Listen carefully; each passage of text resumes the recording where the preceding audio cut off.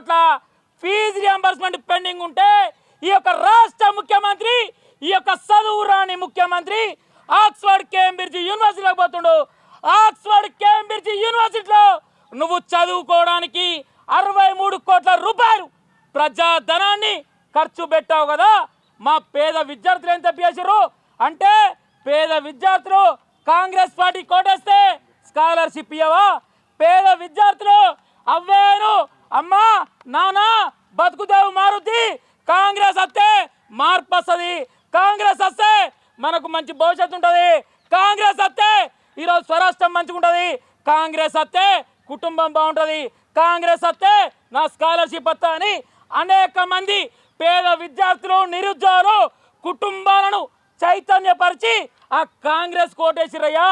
కాంగ్రెస్కు ఓటేసిన యొక్క పేద విద్యార్థుల్ని, పేద నిరుద్యోగుల్ని, పేద తల్లిదండ్రుల్ని రోడ్డు మీదకి తేవడానిక నీ కాంగ్రెస్ ప్రభుత్వం ఉంది. ప్రజాపాలన మార్పు కోసం రావాలి, కాంగ్రెస్ రావాలి, మార్పు జరగాలి. మార్పు కోసమే కాంగ్రెస్. ఏ మార్పు? పేద విద్యార్థులు మొన్నటికి మొన్న శ్రీ హిందూ ఇంజనీరింగ్ కళాశాల విద్యార్థి ఏదైతే ఫీజు రియంబర్స్మెంట్ రాలేదని, స్కాలర్షిప్లు రాలేదని హాల్ టికెట్ ఇవ్వకపోతే జగిత్యాల జిల్లా గొల్లపల్లి మండలం ఏదైతే ఒక దళిత విద్యార్థిని శ్రీ హిందూ కాలేజీ పొట్ట పెట్టుకొని ఈరోజు ఆత్మహత్య చేసుకొని జరపడం జరిగింది. అంటే కాంగ్రెస్ ప్రభుత్వంలో ప్రైవేటు మేనేజ్మెంట్ నుండి, కార్పొరేట్ విద్యా సంస్థల నుండి లక్షల రూపాయలు ఈరోజు వసూలు చేసుకుంటాం. పేదోడు చనిపోతుంది, పేదోడు రోడ్డు మీదకి వస్తుంది, పేదోనికి స్కాలర్షిప్ రాపోతుందనే ఆలోచనతోటి ఈ యొక్క రాష్ట్ర ప్రభుత్వం వివరిస్తుంది. అయ్యా రేవంత్ అన్న, మేము ఓడిపోయినాం కావచ్చు, మేము ఓడిపోయాం, ఇప్పటికైనా తెలంగాణ రాష్ట్రంలో 30 లక్షల మంది విద్యార్థులు 10,000 కోట్ల పెండింగ్ ఉందన్న స్కాలర్షిప్. ఏ ఒక్క రూపాయి 2.5 సంవత్సరాలు అవుతుంది నీ ప్రభుత్వం వచ్చి. రూపాయి ఇస్తాం అనుకున్నా, రేపు ఇస్తాం అనుకున్నా, నిన్నిస్తాం అనుకున్నా, మొన్నిస్తాం అనుకున్నా, నిన్న లేదు, రేపు లేదు, మొన్న లేదు. ఆ పథకాన్నే ఎత్తేయాలని చూస్తున్న ప్రభుత్వం రాక్షస ప్రభుత్వం ఈ రేవంత్ రెడ్డి ప్రభుత్వం. రేవంత్ రెడ్డి కొంచెమైనా సిగ్గు లజ్జ ఉందా? నీ కాంగ్రెస్ పార్టీ ముఖ్యమంత్రి ఆనాడు మహనీయుడు రాజశేఖర్ రెడ్డి గారు పేదోడు చదువుకోవాలి, పేదోని కుటుంబం మంచిగా ఉండాలి, పేదోనికి ఇంజనీరింగ్ కాలేజ్ అందాలి, పేదోనికి మెడికల్ కాలేజ్ విద్య అందాలి, పేదోనికి డాక్టర్ కావాలి, పేదోడు ఇంజనీర్ కావాలి, పేదోడు లాయర్ కావాలి, పేదోని బిడ్డకు స్కాలర్షిప్ పథకాన్ని పెడతా అని ఆనాడు మహనీయ రాజశేఖర్ రెడ్డి గారు ఫీజు రియంబర్స్మెంట్ పథకాన్ని 2007 సంవత్సరంలో ఈరోజు ఇంప్లిమెంటేషన్ చేస్తే దాదాపు 18 సంవత్సరాల తర్వాత ఈ యొక్క కాంగ్రెస్ ప్రభుత్వం నేడు యొక్క స్కాలర్షిప్ పథకాన్ని కూడా ఈరోజు తీసేసే కుట్ర చేస్తుంది. విద్యార్థి మిత్రులారా, మనం అందరం కూడా చైతన్యం కావాలి.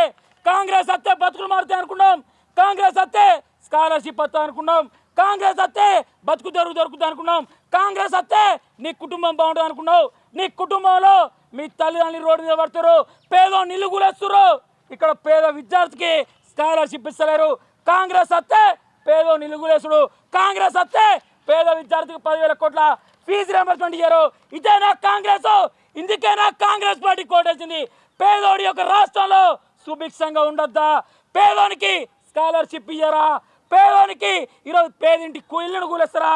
అంటే కాంగ్రెస్ పార్టీ మార్పు అంటే ప్రజాపాలన అంటే పేదోని ఇల్లు కూలగొట్టాలి, ప్రజాపాలన అంటే పేద విద్యార్థులు ఆత్మహత్య చేసుకోవాలి, ప్రజాపాలన అంటే పేద విద్యార్థి నిరుద్యోగి రోడ్డు మీదకి ఎక్కి నా స్కాలర్షిప్ ఏది, నా రియంబర్స్మెంట్ ఏదని ఎక్కడెక్కడ ధర్నాలు చేస్తే తప్ప ఈ యొక్క రాష్ట్రంలో మంత్రులు ఎమ్మెల్యేలు ఏం పట్టించుకోరా? అయ్యా మంత్రులారా, ఎమ్మెల్యేలారా, నీ నియోజకవర్గంలో ఒక్కొక్క నియోజకవర్గంలో లక్షలాది మంది విద్యార్థులకు ఫీజు రియంబర్స్మెంట్ రాలే. ఒక్కరో అన్న మాట్లాడిరా? మా ముఖ్యమంత్రిని తిట్టిరానోడు, మా ముఖ్యమంత్రిని ఇట్లా తిడతారా, అట్లా తిడతారా, తొండలు కొరగొడతాం, లాగులలో తొండలేస్తాం. రేవంత్ రెడ్డి తొండలేసే కాలం వచ్చింది, గుర్తుపెట్టుకో. విద్యార్థితోటి ఈరోజు నువ్వు విద్యార్థితో ఆటలాడుతున్నావు. విద్యార్థితో పెట్టుకున్న ఏ గవర్నమెంట్ కూడా చరిత్రలో నిలిచిపోలే. నీ ప్రభుత్వానికి విద్యార్థి పరిషత్ మరణ శంకాశ్వాసం ఇక్కడ నుండి చూస్తుంది. ఇక్కడ నుండి నువ్వు ఉంటావో, రేపు పొద్దున నీ మంత్రులు ఉంటారో, నీ ప్రజాపాలన అని చెప్పుకునే రేవంత్ రెడ్డి గవర్నమెంట్ ఉంటుందో ఒక్కసారి చూసుకుందాం. విద్యార్థి మిత్రులారా, మనం అందరం కూడా చైతన్యం కావాలి. పేద తల్లిదండ్రులారా మీ అందరు కూడా రెండు చేతులు జోడించి నమస్కారం పెడుతున్నా. మనం మీ కొడుకు బిడ్డ రోడ్డు మీద పడే రోజులు వచ్చినాయి. ఫీజు రియంబర్స్మెంట్ పథకాన్ని ఎత్తేయాలని చూస్తున్నారు. హైకోర్టులో ఒక పిటిషను ఏదైతే ప్రైవేట్ మేనేజ్మెంట్లో దాఖలు చేస్తే ఈ యొక్క రాష్ట్ర ప్రభుత్వం దానికి ఈరోజు పిటిషన్ కూడా ఏని పరిస్థితి ఉంది. కాబట్టి ఇప్పటికైనా తల్లిదండ్రులారా ఒక్కసారి ఆలోచించండి. ఇప్పటిదాకా యూరియా భత్త దొరుకుతుందని క్యూ కడతారు లైన్లో, రైతు భరోసా రాలేదని క్యూ కడతారు. మీ ఇంట్లో మీ కొడుకు బిడ్డ చదువుకుంటే వాళ్ళకు ఒక ఉద్యోగం వస్తే వాళ్ళు ఉన్నత చదువులకు వెళ్తే నీ కుటుంబం బాగుంటుంది.